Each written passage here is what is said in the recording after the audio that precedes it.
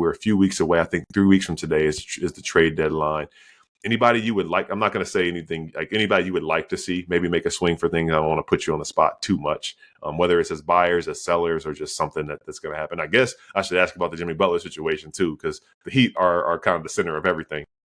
Yeah, we didn't even really get a chance to talk about that either because we took a couple weeks off. The Jimmy Butler saga is absolutely insane. And like, he's going to move the needle for somebody if he does get traded. Right now, it sounds like they aren't even close to a deal, and both sides are being stubborn, and nothing is going to kind of situate itself.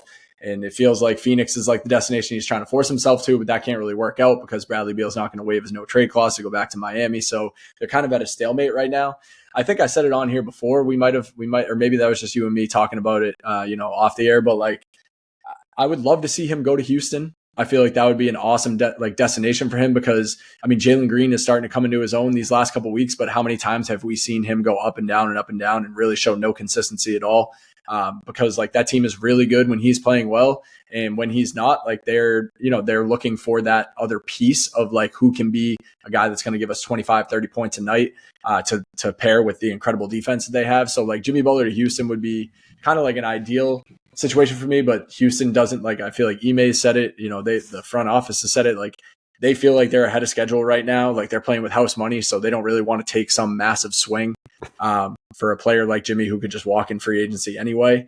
I think teams that I'm very curious to see what moves they make, like Sacramento is a team that they were really bad, and then like they fired Mike Brown for better or for worse, and then Doug Christie has his team playing pretty well. They ripped off like 7 straight wins. They lost again the other night. Now it's like, all right, well, you're sitting at 500. Like, are you a buyer or are you a seller? The Pistons are another team that you're seeing a lot of chatter now of like they were going to operate as sellers, but now they're kind of operating as buyers. Like, where do they go from here? So like there are a lot of teams that are on the fence right now. The Warriors are one of those teams too that are like, you got to kind of look in the mirror and be like, all right, are we one piece away from being a contender? Are we one piece away from like what, just being a playoff team or a play-in team? Like, do we want to take a swing? Do we not want to take a swing? Do we want to mortgage the future? Like Steph and Steve Kerr both seem like that's not the right idea for the Warriors. So like, I almost kind of want to liken this to, I feel like this happens at like the MLB trade deadline a lot, where there are a lot of teams that are like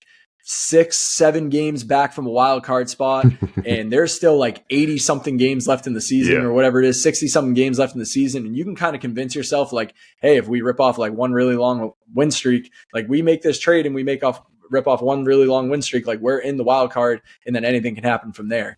And like this year's NBA trade deadline has a similar feeling to that to me, where there's a lot of teams that are kind of sitting on the fence, could be one move away, might not be.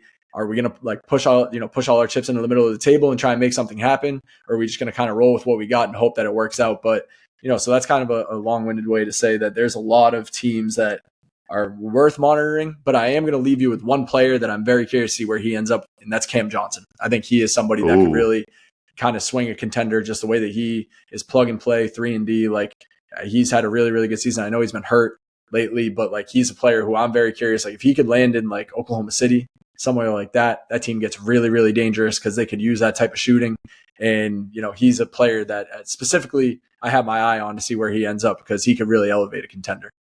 There's always a spot and always this place for more shooting, especially in today's NBA. And it's interesting you say that because the Nets have already done dealings with the Lakers and they've done dealings with the Warriors. And like both deals, it was like, man, surprised they didn't try to make a push to get Cam Johnson involved. And who says that neither of those teams did? They just weren't going for it. So it'll be interesting to see, especially with the Nets seeming like they're big sellers trying to free up space and maybe be on the market for a guy who frees up, who's going to be a free agent like a Jimmy Butler, because I could see that happening down the line. They have a lot of assets and a lot of opportunity to maybe make things interesting as they move forward. And to your point, last thing I was going to say, when you're thinking about like what teams could do, like on the flip side, there are teams who are one bad move away from thinking that they're making the right thing, and they just set themselves further back this season and in the future. So it's a thin line that you toe, and I can't think of an idea or an example right away, but it's definitely something that we've seen in the past.